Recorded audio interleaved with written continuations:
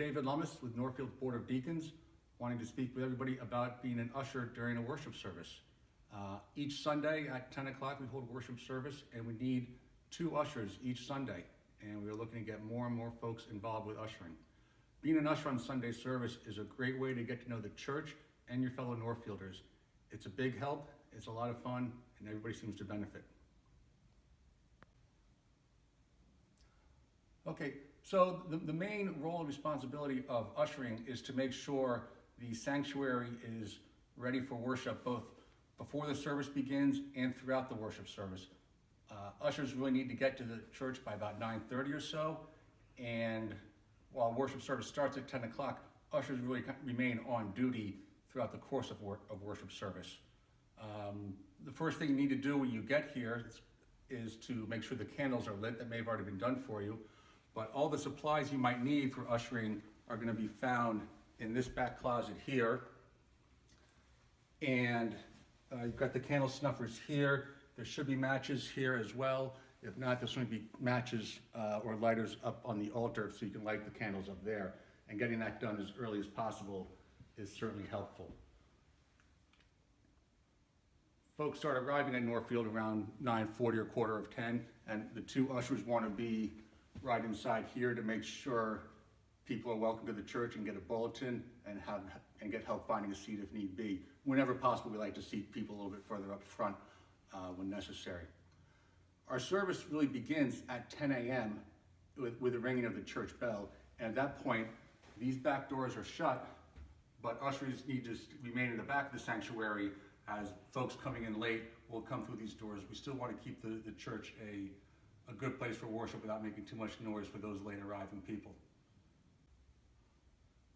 And once the service is underway, the ushers do need to remain in the back, keeping an eye on the sanctuary and the congregation, being ready to help out with whatever might be needed. If somebody needs a bulletin or a hymnal, or if there's a family with a baby who might be taken back to the green room, ushers just need to be kind of ready to do whatever need to be. One specific thing ushers need to do is take the morning offering. Both ushers remain in the back until the ministers or deacon invite the ushers up to receive the collection. Each usher will come up to the altar, receive the collection plate, and proceed to collect by first starting with the outside pews, working your way back to the back of the sanctuary, collect from the back rows. Then both ushers will walk together up front, collect from the inside pews, and we'll both proceed to the back and wait back here in the sanctuary until the offering music is concluded and the doxology begins. When the doxology begins, ushers walk up to the altar, walking slowly, and right up here where they will wait, facing the cross, listening to the prayer over the offering, at which point they can just put the plates down here and head on back to the back of the sanctuary. Following the doxology in most cases is our final hymn of the day, and the ushers will stay back here as the final hymn begins.